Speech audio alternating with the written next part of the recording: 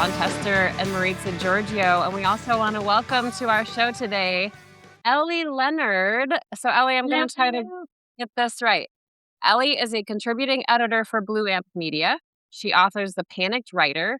She calls herself a citizen journalist, but she's quit her full-time job late last year to basically do this whole time. And she's become known for being the source on all of these Epstein documents because literally, Ellie, you are going through them page by page. Yeah. Did I get that right? That's about right. Oh my So, goodness. So go ahead, Senator. well, so the first things first, you got some Montana connections, Ellie, is that right? Yeah, Correct? little bit. So, I lived before we moved here. We're on the East Coast now, but before we moved here a couple years ago, we were in just south of Missoula for about 10 years. And then I was I was born and raised in Washington State, but I spent every summer vacation, every holiday in Fort Benton, Montana on the High Line. And so that I probably know that place better than anywhere else, even my hometown. Well, that's cool. Yeah, because your Yeah. granddad had the Ford dealership, right? In Fort Benton? Yeah, yep. That's He had cool. Power Motors. Yeah. That's it. Ford So, dealership. That's Ellie, where I I got know my like, first car. we have all these people joining us who probably don't know where Fort Benton, Montana is, but I Yeah. know you said you had some questions for John Tester about the High Line, or you could talk about wheat too. So Yeah. we could get some Montana niceties out of the way here before we Yeah, dig into Well, like the awful subject of Jeffrey Epstein. for sure. so So, that the folks know we're listening, Fort Benton is the birthplace of Montana. It's where the paddle boats came up the Missouri, and that was their mhm, last stop.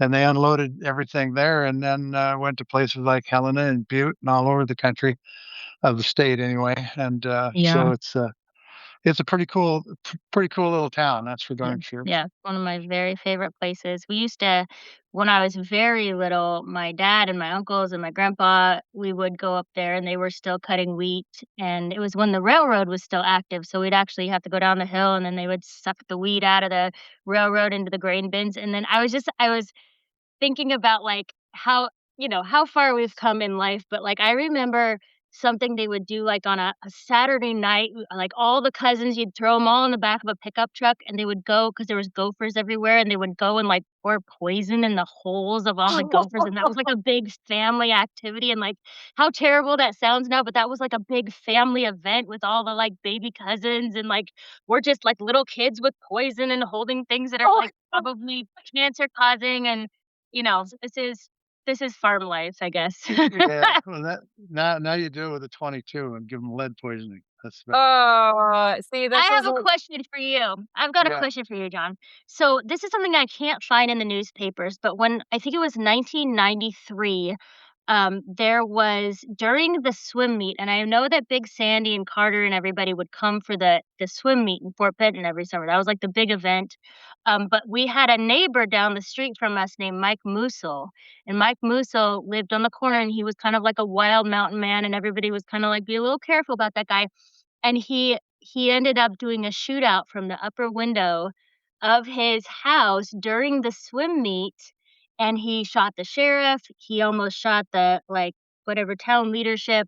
I'm just curious if you remember that because I can't find it anywhere online, and it was a big deal. Be honest with you, I remember the name, but I don't remember Yeah, that episode. To be honest with you, okay. they've it gets kind of western every once in a while in Montana, but Yeah, that's it's, It's Western. very exciting Right. for all the kids. We were just, like, collecting, souvenirs, but it was pretty terrible. yeah, Oh yeah, man. Well, we almost. gotta But nothing compared to the Epstein files, right? No, nothing, thank nothing God. compared to the Epstein files. So, we as we go through this conversation and people join us here live, please feel free to throw questions in the chat. I'm kind of monitoring those. Um, and admittedly, Ellie, like I am behind on all of the in the weeds, in depth stuff on Epstein because there's just been so much to follow on top of the other news. But you've been digging into this. I mean, when did you start? Mhm. When was your You first like real go around with these documents? so with this round, I started kind of with everybody else, but I feel like this round of documents is the first time, like, we've had a much larger group of people actually digging through them, which is very helpful. It's not just like a handful of people doing everything.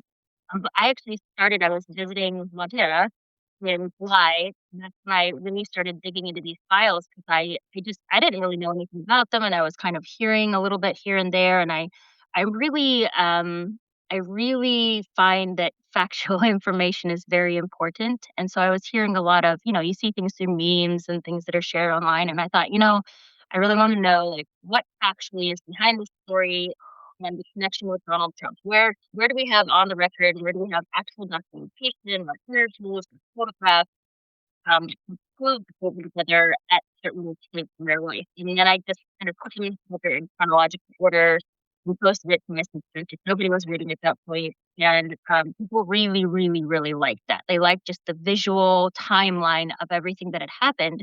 And so I thought, okay, I could write about that.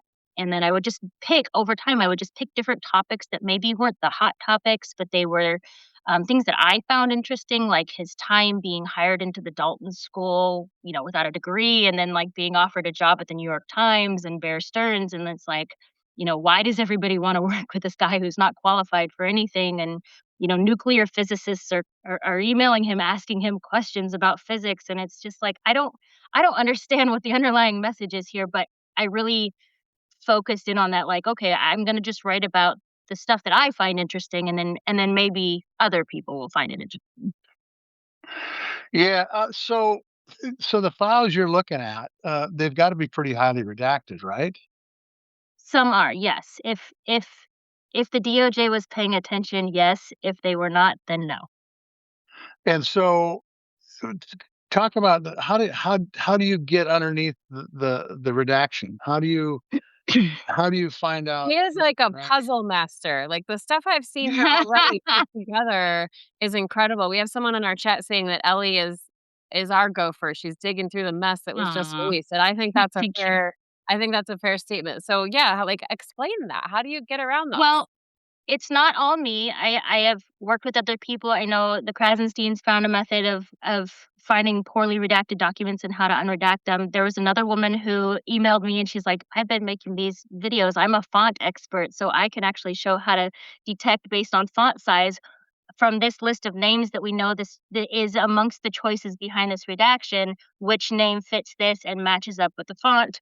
Like really cool ways of detecting things, but then also like my thing that I really enjoy looking at in these files are the email conversations between various people because they totally let their guard down, right?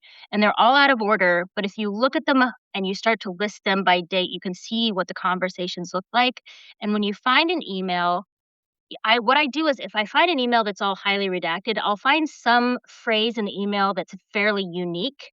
And then I'll search in the DOJ Epstein library. I'll search in quotes that unique phrase, and it'll find like 8 versions of that email. And between those 8 versions, I can usually get an unredacted version because they'll redact different things in different emails. And if you look at all 8 of them, you'll get the full email. And so I'll usually do it that way, which it takes a while. But like right now, I'm looking through Fergie's emails and Fergie has 600 pages of emails. Um, and Let's there's let's some just be wild clear. Fergie, Sarah Ferguson, Sarah the former Ferguson, the ex-wife of Prince Andrew, not the other not Buffy Fergie. Beach. Yeah. Yes, and so, like, I'm able and some people go, "Oh, yeah, how do you know that that's Fergie? That could be someone else that's redacted." And I'm like, "Well, I have 8 versions of this email. I can show you all of them together create this whole email." And so you can usually get around a lot of the redactions that way because 98% of the redactions are not survivors. Like the survivors are very poorly redacted throughout these documents, but they're the people who send the email. So you'll get like Larry Summers of like Sultan bin Sulayem who's sending all the horrible like torture emails. Like those people are all redacted, but you very often will have people who are survivors and the redaction will just be like a line through their name. And no effort is given. And Wow. so the folks that you're finding that Mhm. quite frankly committed uh, the pedophiles. Let's just put it that way. Yeah. Yeah, yeah. Um, are these all folks that are we would all know, or folks that are high up within government or business, or is it soup to nuts? It is a very big, it's definitely bipartisan. There's no, like, bent on, political leanings, but it is very much divided by the wealth gap. These are all very, very, very wealthy people. There is nobody in there who's making under $100 million, really. I mean, it's the biggest. How do I say this? There are very, very, very long lists. I'm not interested in seeing a small list of co-conspirators. I know that it is a very long list. It is probably 100 different people. And there are places that I've found lists of men that were missed by the DOJ that were not redacted because, like, for instance, we found this coded journal that was from anywhere between like 1999 and 2003. And when you put it all together and you decode it, which wasn't hard, it was written by a teenager.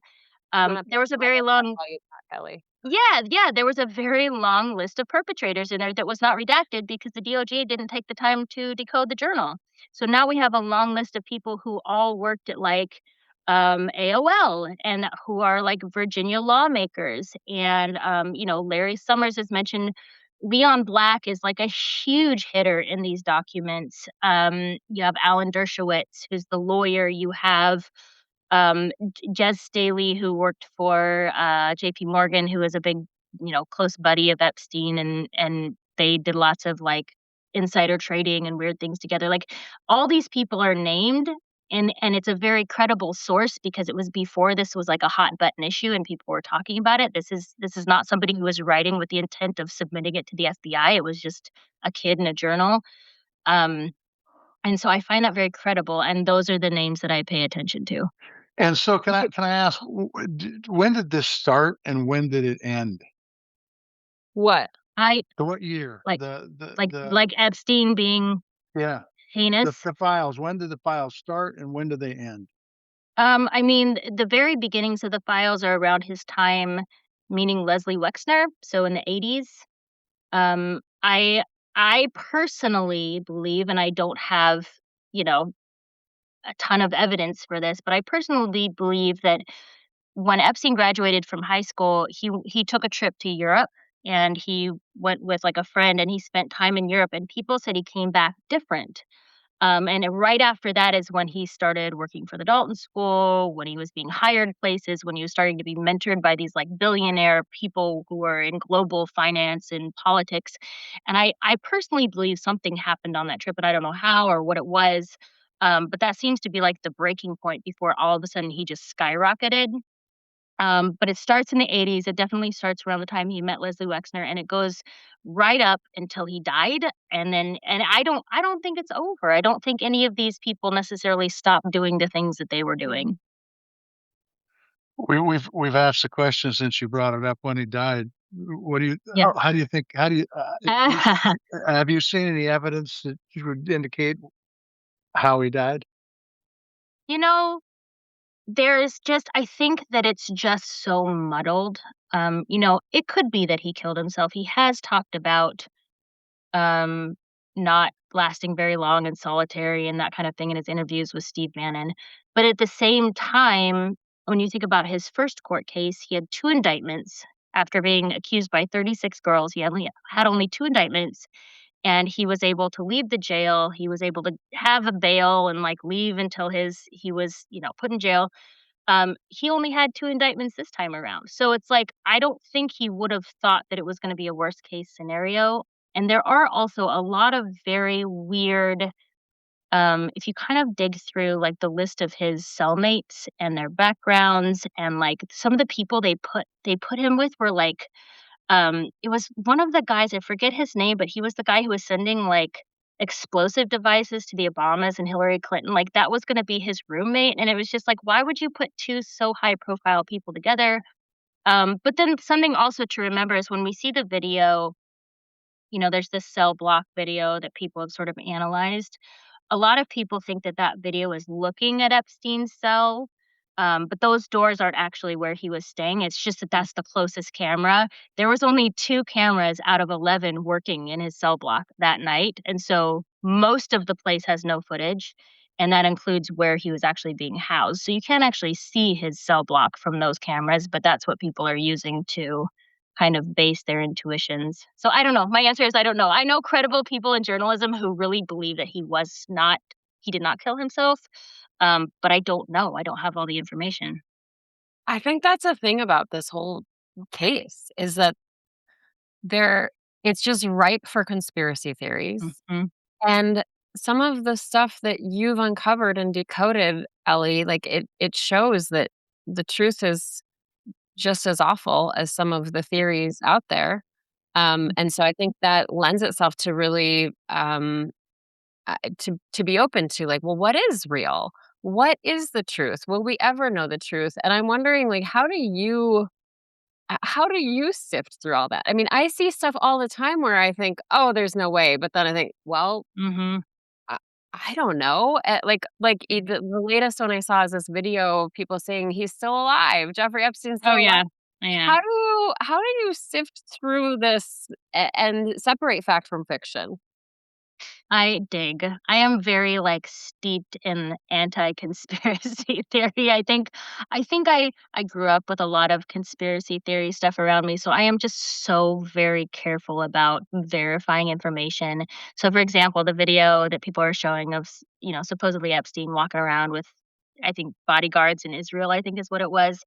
We were able to dig back and find that there was a Google Gemini like symbol in the corner, and then somebody else said, and also if you translate the signs in the background in Hebrew, they don't actually say anything. So there are ways to really, really double check all that stuff because usually if something seems too good to be true, it probably is. If something is the politician you hate the most and you get a picture of them doing the worst deed that is the most convicting, double check it because everything just is so hard to sift through and I work really hard at like, trying to stop misinformation if I see it. Even especially if it's, I see people who believe the exact same thing that I do, but it's so easy to spread misinformation because there's so much information. And so, somebody sent me something today and they wanted to know if it was true. It was like an advertisement in supposedly in an Ohio newspaper. Jeffrey Epstein was asking for a nanny, and I said, "I don't know if this is true. I'll contact that newspaper and double check because I don't think he ever put his name on classified ads. I know Ghislaine Maxwell did, but I'm pretty sure he never did." So I said, "I don't know if it's true. It seems a little untrue to me, but I'm gonna double check it just to make sure because I don't wanna spread it if I don't know." Smart. So, I don't always get it right. see, I gotcha. So you probably know more about what's in those files than anybody else, would be my guess. Maybe with the exception of some folks in the Department of Justice, I don't know. Mm. But the president, when he ran on releasing the Epstein files, and then Mhm. things changed. Any idea on why that changed? Well, I think he ran on things that he thought would get him elected, but he never really intended to do most of them. Um, you know, there was an open investigation into the Epstein files. I don't know how thorough or deep or intense it was, but there was an open one and he closed it his first day in office. So he ended that investigation and people didn't seem to, his base was really steeped in this idea of child trafficking and you think of QAnon and you think of some of the stuff that has turned out to be accurate, but then when we're giving the evidence like here it exists, all of a sudden they're saying, nope, never mind. It's a good lesson in how malleable the human brain is when they have something they want. And so I don't think he ever intended to go. It's kind of like Elon Musk saying, you know, Trump's in the Epstein files when he knew full well he was in the Epstein. Like, He why was say in them, it? right? Yeah, why say it? But I think it's because they don't think there's ever gonna be accountability or follow-up, and I think Trump is in that way, he's very childlike, like, kids do not think 2 steps ahead, they think, "I want satisfaction right now," and they don't think that, "Oh, I'm gonna actually follow up on this later," and I don't think he thinks on that level, I think he just thinks of immediate gratification, and so I'm gonna tell people what they wanna hear so I get elected, and then I'm not gonna do it later, I'm just gonna ignore it. So we all watched the Bondi hearings in front of Congress last week. I don't know Yeah. if we all watched them, but watched a fair amount of them. Um, what do you think is going to come of all this stuff? I mean, you've got a pile of victims. I mean, just a Yeah. pile of victims out there that have were abused, and there wasn't a lot of empathy from at least Bondi put towards the victims. At Mhm. least it didn't appear that way in the hearing. Do you think this is just a rat running in a circle cage, or do you think something will come of it? And if you do think something's going to come of it, what do you think that will be? I think that there are enough people who were following Bondi and who were following Trump that are disappointed by that, especially within the administration. There's just enough that we're starting to chip away at that. And I think that we'll see that at the midterms. I really do. I think we will see a shift in the balance of power. And I wonder what people like Pam Bondi think of like long term. What is her long term goal? Because ultimately, if the power shifts, then a lot of what she's doing is illegal. And so, how is she going to, handle that in 6 months or a year, whatever it is? Again, it's one of those immediate gratification things. She's only thinking about now. That is correct. So let's assume that there is a shift. Mhm. Then what do Democrats have to do if they get in a position of power in Congress? What do they need to do on this issue to make sure that the victims get some sort of uh, some Justice. s- some sort of justice? I think they need to stop worrying about politics and campaigns, honestly. And I think that's something that's really gotten in the way of just going off full-fledged into an investigation is people are thinking ahead about their campaign for whatever their next step is, and they're being careful because they wanna make sure that they have a certain amount of voters, and they wanna make sure to stay closer to the center.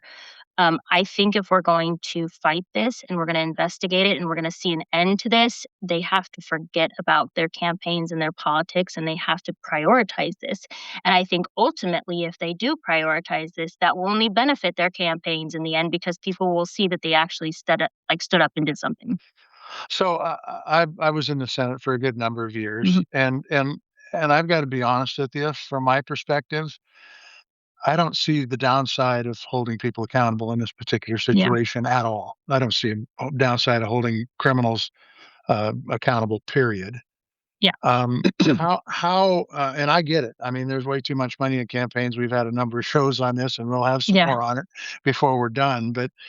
But I have a hard time thinking if I'm running for the United States Senate or a House district, how this is going to affect me negatively by getting the truth out. Mhm. Mhm. Think that's because 'cause you're a good person and you're logical.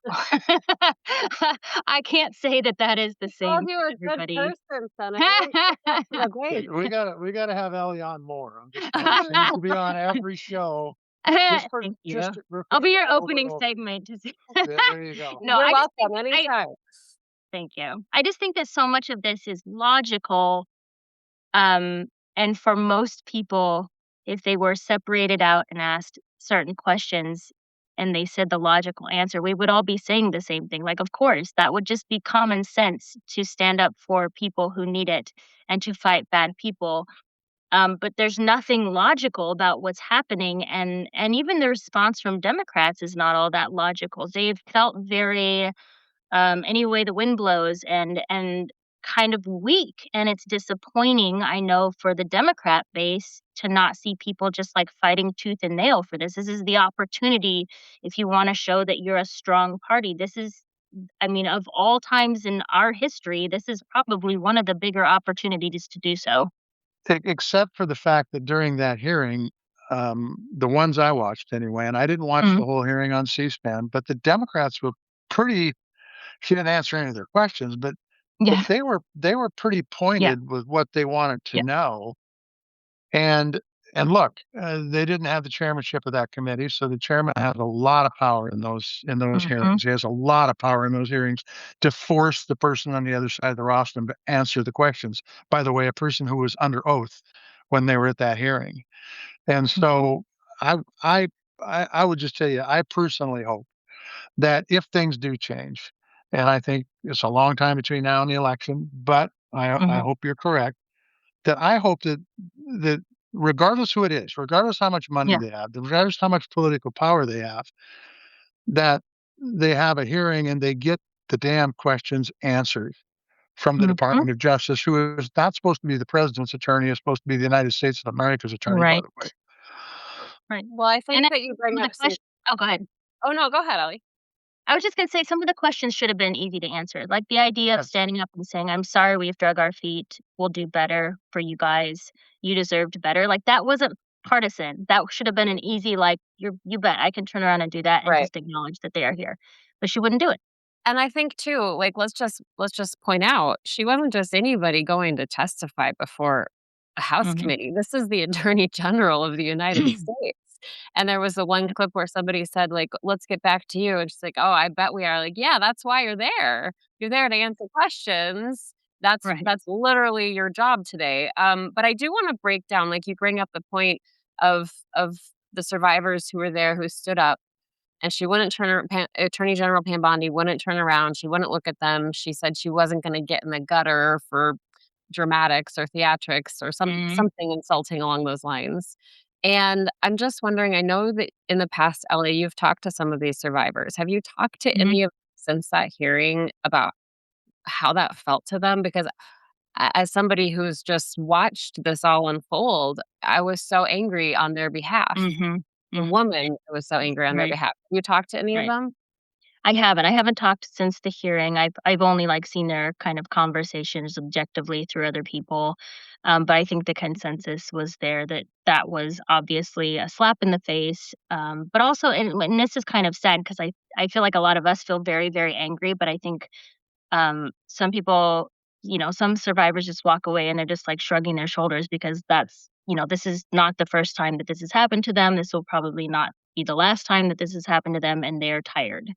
And, I feel very upset and frustrated for them that they feel that way, and it's not their fault that they feel that way, obviously, but um, it's just, I mean, how long do you keep going? This is what, 3 decades in, and only now, like, you think about Maria Farmer, submitting her FBI report in 1996, and she was told for decades that it didn't exist and that she'd never done it.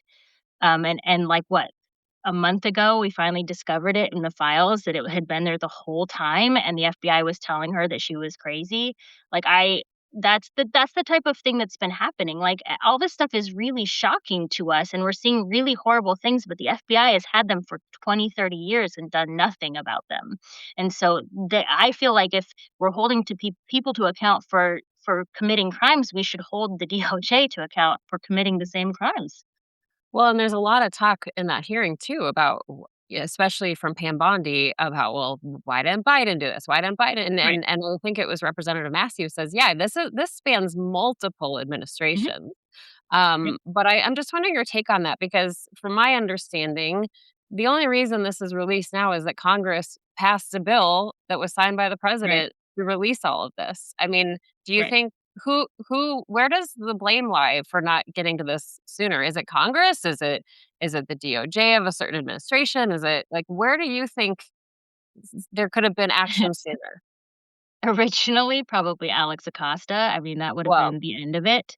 You know what I mean? If he had been properly prosecuted the first time around, we never would have gotten here. He had 11 more years to abuse girls with his friends. Um, I think I think the reason, like, yeah, of course we should hold everyone accountable in every administration for not taking this on and taking it more seriously because it was a big case, but and I do know that there was an open investigation with the Biden administration. I don't know how intent they were with prosecuting. But you have to remember that ultimately, I feel like this is a very citizen run investigation. Like, the reason why we're all talking about it and the reason why it's such a big deal is not because the DOJ like hopped up and was like, let's do this, guys. It was because people figured it out and they started talking about it and they started digging into the files and they started paying attention and they started asking for accountability. Like, it's the we the people moment where we stepped up and said, okay, now you do this for us because you didn't do it for them. Like, step it up. And I think ultimately that's why it's such a big deal right now is people are screaming. And yeah, I don't know. It should have been done a long time ago. It's a big mess. It appears, and correct me if I'm wrong on this because I could be wrong, but it appears that other countries are holding people accountable for those actions. Mhm. But yet Correct. here in the United States of America, it was supposed to be the beaming light for Mhm. democracy, and it seems like people are dragging their feet to hold people Right. accountable. I don't get it. Clue me in here. Why? I mean, I honest to God don't get no, and again, you're dealing with logic. This is not logic. Um, I think it's a lot of it has to do with, this whole criminal aspect of it was very global. It was definitely not centered in the United States. It was money laundering, racketeering, sex trafficking. I mean, it was across the world. It was every government. It was every global finance minister. It really didn't leave anybody out. And I think just because, partially because what's Trump's done in the last year in severing all of our ties around the world, people are happy to sever their ties with anything connected to a major, American criminal sex trafficking case. They're like, take them. We don't want them. Whereas America, here, our administration wants to like bond more tightly together and stand their ground for whatever reason. The rest of the world's like, we're not going to do that. We're going to set an example. I do wanna just point out too, I mean, first of all, Representative Jasmine Crockett talked to us about that. She had just Mhm. come from a briefing, when we talked to her last year, and she said, "I just can't believe how far this goes," and she couldn't say more at the time. Mhm. But what I think is incredible about the work you're doing, Ellie, is that it's very obvious to me that your brain works in a very organized, high-speed way that mine does not. Um, but also you have this community. I mean, I'm seeing it in the Mhm. comments right now as we're live. People are in your court here. They are Yeah. not only in your court cheering you on, but they're sending you stuff. I've seen people send Mhm. stuff in the chat about, "Hey, look into this, look into that." And Right. from my years of reporting, that has been the most effective way of telling really important stories is to get people who are invested in it involved and helping with the whole process. So, like, Yeah. is there from where you sit, like, when you wake up every day, and I don't want you to give too much away here, but when you wake up every like, do you have this, like, mapped out on how you're gonna do this, or do you just literally take Like, it day by day? Always Sunny in Philadelphia, I've got Yeah, my little right, right, report right. no. No. What I do is I think it's been good for me to see this massive amount of files come out this last time because it's made me accept the fact that I can't do this totally on my own. That would be ridiculous. For a little while, it felt like there was just, again, a small handful of us really digging through these files. But I started to put the word out because people were very interested in how they could help. And, like me, everybody was like, I'm not qualified for this, but I have this skill or I know this guy or I could do this. And really, if you can read and you're just very interested, like everybody is qualified. And so I said, I've downloaded all the files into a Dropbox. If you guys just want a link to the Dropbox and you want to scroll the files with me, you don't have to start at the beginning. Just start somewhere in the middle. They're all out of order and let me know what you find. And originally that worked because it was just kind of a handful of us. And now it's like thousands and thousands and thousands of people. So we're trying to figure out a next step for how to like categorize it and have like central location for information so that we can all look at it and make it make sense. But it's really cool to see people come forward and want to help because usually the things that I present. I'm like, I didn't find this. This is somebody brought this to me, and this is really amazing. And then I've sent things off to Jasmine Crockett. Like I sent off the coded journal. I sent that to her because she wanted something that she could hold in her hand and look at that made sense before she went into her skiff and out on the floor. That was something that really showed what these files were saying. And I said, well, I've got a journal. And so I sent it to her right away and she looked at it and that's just something concrete that we can do as citizens for this process. A couple questions. How many representatives from the House or the Senate have been in contact with you about getting information? I've talked to 2. I've talked to Jamie Raskin and I've talked to Jasmine Crockett. Okay. Yeah. So, um, so as I've approached this from the standpoint of pedophilia. I haven't approached it from the standpoint of money laundering or Right. racketeering. Could you flesh that out a little bit? Sure. What did you see? Well, I think the biggest and easiest portion to understand, because there's a lot of it is unknown, right? We're like, where did this guy get all this money all of a sudden? No college degree.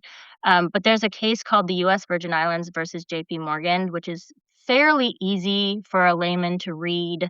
That kind of fleshes out a lot of the things that should have been paid attention to by J.P. Morgan 100 years ago, and they ignored because he was a top 3 client. And an example of that is he had 134 bank accounts at JP Morgan, which is should have been a red flag immediately. Um, He being Epstein, correct? Epstein had Yep. 134 bank accounts. And what he would do is he would make bank accounts for underage girls, and he didn't even have them with him. They had no ID, they weren't in the room. He would just say, "I want a bank account for so and so," and they would give him a bank account for so and so, and they were all Eastern European girls. They weren't American girls. And what would happen is he would put money in those accounts, and the money would go back to wherever they were from. He would pay the girls in the US, he would pay them under the table so that there was no paper trail, but he was sending money through these girls' accounts back to Eastern Europe and various countries in the guise of paying these girls. But there's no, like, birthdays on their accounts. There's very little information other than what country they're from, what their name is, and then, like, a place to send the money. And JP Morgan knew this the whole time and did nothing about it. That you'd see it brought up in emails every so often that maybe we should pay attention to this, and then they go, "Nah, but he's a top 3 client, let's just keep going." And so there's a lot of corruption within JP Morgan. And then the question becomes where the hell were Mhm. the regulators? Where were the regulators? Right? I mean, the regulators were the ones who were, like, chumming it up with him. You had Jez Staley, and he was like a best buds, and so he could, and you see it, all his stocks are in JP Morgan, and by gum, every time he bought stocks, they went up, you know?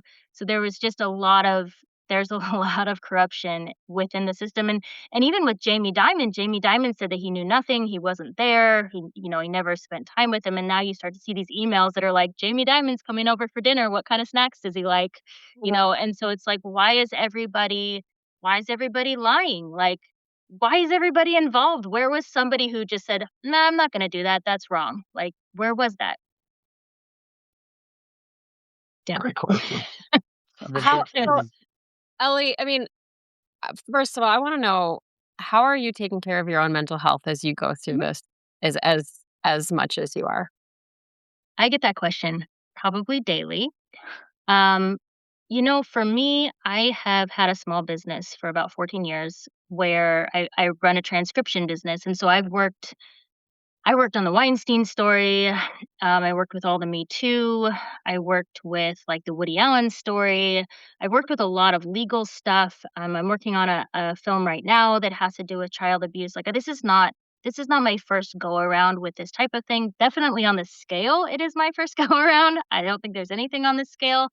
But for better or for worse, I am able to kind of shake stuff and go to bed at night, put my kids to bed, have dinner with my family and not really hang on to things emotionally. I think where I struggle is just being on camera maybe a little bit. I've I spent don't a lot think of you're years struggling there, I think you're amazing, I think you're some amazing. inside. I've spent a lot of years being a fly on the wall with, like, journalism and some really big stories, and I think just coming sort of onto the stage a little bit has been something I'm working through and figuring out, and you know trying to set boundaries and go for a run, or, like, breathe a little bit. That's something that it's been probably the most hard for me in this process, but the actual subject matter, thankfully, I can see the forest for all the trees, and it is why am I digging through these files? Like, what is the purpose of what I'm doing? And the purpose is that we're gonna have a better world on the other end of this, if we can just get it right. And so that motivates me and keeps me, as sunny and positive as I possibly can, and I can sleep at night. So So we've got folks that are watching this podcast and they've watched you on other podcasts. Is there a place that you can send people to get information that is good information? Sure. I mean, I generally pretty often will post like Dropbox links on my notes of my Substack, which are links to the files, so they can look at them. They cannot be further redacted. They can't be deleted. They are pulled from the DOJ's original drop, and they are now in my Dropbox, so they can't be removed. That's probably the best method. I do know that there are other people who have done the same thing. There is something called Jmail, which is really, really helpful. Have you seen that? J I showed it to Senator Tester a couple weeks is ago. We, like, genius. played with it. Yeah, it's crazy. Yes. So Jmail is actually it's jmail.world. It's actually set up to look like a Gmail account, but it's literally all the Jeffrey Epstein emails since the beginning of time. And I don't know, I'm guessing they didn't just type them in. Somebody had to somehow figure out an algorithm to pop that in there, but that is really helpful. I usually, again, there are people who reach out to me and they'll be like, "Oh, I saw this document. Is this document real?" I think learning how to ask that question and then learning how to look to back up something. Like if I found this file, somebody said this wild and crazy file is part of the Epstein files and it has a file number on the bottom, and I'll say, "Great, I want you to go to the DOJ. I want you to look at the Epstein library, and I want you to look up that file number. And if it is the document you have in your hand, then it's real." That's not to say that they aren't deleting things from the DOJ, but most things you can still find if you have a file number or if you have a unique phrase. It's pretty easy to look things up there.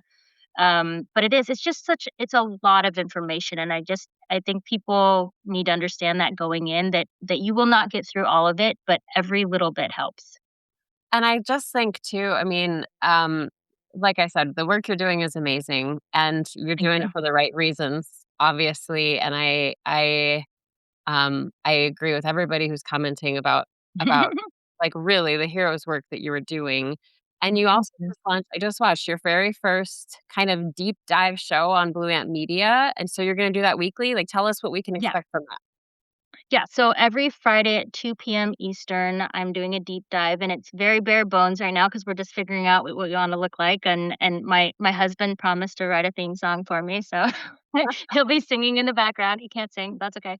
But yeah, so it's just kind of we'll go over a few things. It really emphasizes that we can all do this together. This is not anybody's super skill to be able to investigate or look into something, all the years that we've been watching Dateline, like, built up to this moment that we have the ability to look at Right. something and determine fact or fiction. How do we figure it out? Who is involved? Putting pieces together, starting to look at email threads, and also recognizing that we may see people that we really, really like show up in these files, and how to accept that it's really everybody. It's not just the people we don't like who are going to show up, and how to talk about that, and what's the importance of that, and then how to move forward from that. And we just kind of have like a community conversation every Friday, just round out the day, move along in our afternoon. It's really great.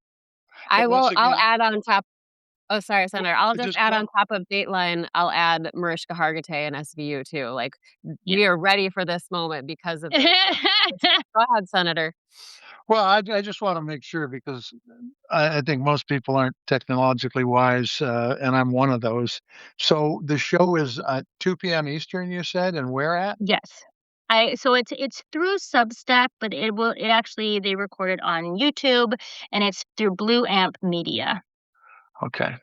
Yeah, it's Yeah, on so all if the you're just yeah, podcast stores right now. it's a great place because honestly, people they're talking about this and they have ideas about this and they have questions about this. And I think it's just great to even just open up that forum and just hash it out. I mean, it's really great Mhm. work. I just want to make sure though, like, do you feel this is gonna I'm sorry, I have to ask as a mom, like, do you feel safe? You feel do you feel Do I feel worried safe? about your safety? I don't. I think I'm a little naive to it, I'm sure. I do have people who have been working in journalism for a very long time who have stepped up to mentor me, you are one of those people. It's been a really wonderful experience entering the journalism world because it does I expected it to feel more competitive and, Mm. more and it's just not, like, everybody has gone like, "Are you okay? Do you need anything? Can I help? Do you wanna come on my show? Do you wanna just chat? Do you wanna just" like, Katie Fang is just Oh, like the I best. told you, like, she's, like, hanging out with my auntie, like, it's just like, everybody is so nice, but then, along with that, they're like, "Ellie, I saw that you posted a picture of snow in your neighborhood. Let's pull that picture down because someone might be able to screenshot your neighborhood." Um, and so that's been a really because 'cause I've only ever been, like, a nobody on Facebook with my family and friends and posting my kids, and nobody cared, and so now that is something to pay attention to, that is something that people are helping me with and going like, "This is a thing to keep an eye out for, just be really careful."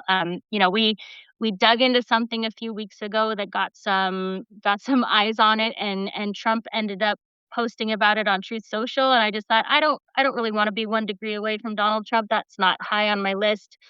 So it is something I pay attention to. I don't feel, like, threatened. I haven't got any, like, death threats or anything like that. I'm really protective about how people can contact me.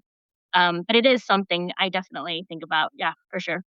Well, we're here. I mean, between the 2 of us, we've been on the receiving end of stuff like that, and Yeah. so, we're here for you anytime, Thank and, you. but you're doing incredible work, and I hope that Thank that you. just keeps you going and going and going every day because really it's so important, and I know that, people are so grateful for you. Well, thank you. I'm grateful for you guys too. So if there's one thing that or 5 things, I don't really care, one Don't get me started. that you want, the viewers and listeners to know, what is it? Um, I'm a mom. I do this because I have kids that are entering the world.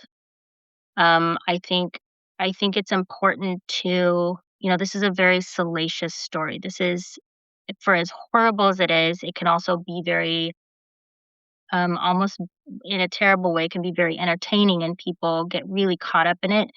I think it's important to remember why we're doing this. It's not because it is tabloid fodder. It's not because it's like breaking news. It's because it's a story about children being hurt. And, whether you have your own children or you know a child or children exist in the world, which I think that covers everybody, ultimately, our job as adults is to protect them and provide them with a place and a world where they have rights and they have safety and they have the ability to do what they want with their lives without being traumatized on the way up.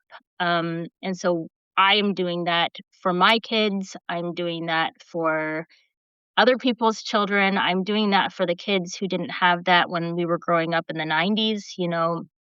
I just keep my eye on that prize that we are creating potentially a world where it doesn't matter how much money and power you have. If you harm somebody, you will go to jail for it and you will go to the jail for the rest of your life for it. And ultimately that's why I do this. Well, thanks for doing it. Yes, Yeah, you too. absolutely. And I just And have to say before we, like, let you go, Ellie, I know you have a lot so much going on, so We thank have you for Chinese listening. Ooh, okay. Yeah, that's a big night. So, make sure you support Ellie, of course, on Substack here, on our live channel. You can just click right there on the Panicked Writer, and you can subscribe, and that supports her work. And make sure you share it with people because that's how we spread these communities, right? You share it with the people you know and love and Mhm, who hear this would be more informed. But I also just need to share because Montana is, like, the biggest small town. So you guys talked at the mhm. very beginning about, her grandfather's Ford dealership in Fort Benton, Yeah. Montana, but when I was looking, like, it just popped up on a mutual friend, and one of my very best friends knows Ellie because their husbands work together. I mean, it was just, like, Yeah. it's such a little small A world. There's giant neighborhood, yeah. silent neighborhood, and it just reminds us, like, no matter where you are, no matter where you live, like, I didn't know you a year ago, Ellie. You live Mhm. over on the East Coast, and, Like, we are all in this together. Yeah. I love those connections because it just reminds us we're all here together and take care of one another. Yeah, it was very special. I was very excited to talk to you guys because I was like, "Oh, I need a Montana conversation. This is very good." Do you have any other Montana-isms we need to talk about before we let you go? Oh, no. I mean, I could start rattling off relatives, and he'd be like, "Oh, yeah, I know that person. Oh, I know that person." But, yeah, we could do that for another I time. know, it's the whole game of like, "Oh, do you know this? Yeah, oh, do you know Uh-huh, this?" uh-huh. Yeah. Yeah. Oh, well, thank you, Ellie, and we're actually going to, meet in person next week. Yes. Can we talk Next about that? week on Wednesday. Yeah, we can talk about that. So, next week, we are Senator Tester is going to be on a panel at this event in DC hosted by Defiance, which is Miles Mhm. Taylor's group, and, he's gonna be on a panel with Glenn Kirshner and Sue Gordon, and we'll be going live throughout the night, and we will get to see you there, Ellie, so I'm so excited to meet Yes, you. I will be there. We will have a little Blue Ant Media table somewhere around there somewhere. Okay, so we'll keep talking, so make sure you check that out because, that'll be a good event, and I think that's all we have. Anything else I'm missing, Senator, from you to talk to No, Ellie about? just a big thank you to you, Ellie. We appreciate what Thank you're you too. doing and, I appreciate you too. appreciate the information and I just gotta say, I hope in the end, I don't care, I hope people win over power for sure, Mhm. and the folks who have been harmed get some sort of remedy to that harm, and it'll never be enough. It'll never be Yeah. enough, but the truth is that there needs to be some at least, because there's none Mhm. right now. Nothing. Yep. Agree. Yeah, always keep them in mind. I think that's the whole key. Whenever we're talking about this, it's easy to get distracted by Pam Bondi and all these things, but Mhm. there are people and survivors in this world and their families who are hurting every time it comes up without justice. So, really remember to keep them in mind. Thank you so much, Ellie. We'll talk Thank you again guys. I'll see soon. you next week. Okay. So, Senator, one thing I just wanted to like mention on top of that is that we talked about it a little bit with Ellie, but uh, in that hearing with Pam Bondi, she talked about like how hard it was to redact all the victims' names, and if they're flagged, they'll go back and redact them. I mean, that was shocking to me because you can't undo that. You can't put their names out and undo that and put the toothpaste back in the tube. Did you see that section? Yeah, no, yeah, I did, and you're absolutely 100% correct, and the other part that just drives me insane about that whole hearing is when, somebody asked a question and she started talking about the stock market and how well it was Yeah. doing. I mean, I don't even know if she really realized what she was saying, but what she was saying was, "What's important here is the stock market, but the victims Yeah. aren't what's important here." And it just goes against everything, how I was raised, quite frankly. It's this is about people. This is about how people's lives were, destroyed, quite frankly, and changed in a way not for the better. And to pivot to say, "Well, the stock market's doing great," it just is a total lack of awareness of what the hell she's even in that hearing room for. Well, and they're not having any problem redacting names of potential co-conspirators or other That's people correct. involved.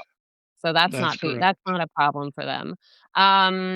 Yeah, I want like what Ellie's doing, like what you talked about with the, multiple files and going in and Yeah. searching the words and finding them. I mean, it just shows, first of all, how disorganized this whole process has been from the DOJ.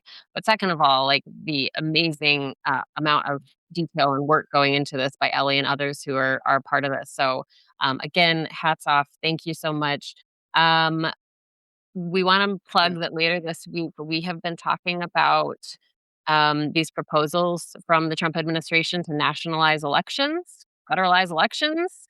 Of course, there's Yeah. the SAVE Act we need to talk about. So we are going to talk about that more in depth later this week with David Becker from the Center for Election Innovation and Research. So we're going to talk about all of that. Send us your questions. And we just want to say thank you to everyone who joined us today. What we do here on Grounded is, as you can tell, Senator Tester, like this is a very organic podcast because you can see like the light shining out of the side of his face. He doesn't have a very good setup right now. But that's okay. We're just glad you're here, Senator. So what we do at the end of each show is we talk about his hat. So what does your hat say today? Well, let me see here. I don't know if I wore this before, but it says it says Northwest on it. So it's interesting. This hat was given to me in 2011 when there was a group of little league kids from Billings that I think made it to the semifinals of the World Series, the Little League World Series, and make you proud that a bunch of kids from Montana who only play baseball 4 or 5 months out of the year, competing with folks who play it 365 days out of the year and were competitive and made it to the semifinals. And by the way, those kids now, 15 years later, in their late 20s. So it's Oh, pretty amazing. that's a great Pretty hat, amazing. though. I like it. By the way, it is really a great hat, not only for what it has on the front and the champions of 2011 on the back, but it's a fitted hat, so it fits my big hat, so it's good. Oh, well, that's amazing. Well, yeah, I can't wait to see. Did you bring more than one hat on this trip? Or you're gonna be back home for our next show, so you'll be Yeah, I will be back on for the next show, so it's good. okay. I'll have better lighting, Okay, that's good. That's good. and All right, well, I'll have better connection too, so it's good. hey, it worked out. We're just so glad that everyone could hop on and we could chat with Ellie. It will not be our last time because she's just incredible. Thank you to Ellie for joining us. Thank you to all of you. We want to say thank you to Pearl Jam, who lets us use their music every episode, which is always just like a pinch me moment when I get to say that. You can find us on Substack, Blue Sky, Instagram, YouTube. You can shoot us an email anytime at groundedpcast@gmail.com. We'll talk to you soon. Tally ho.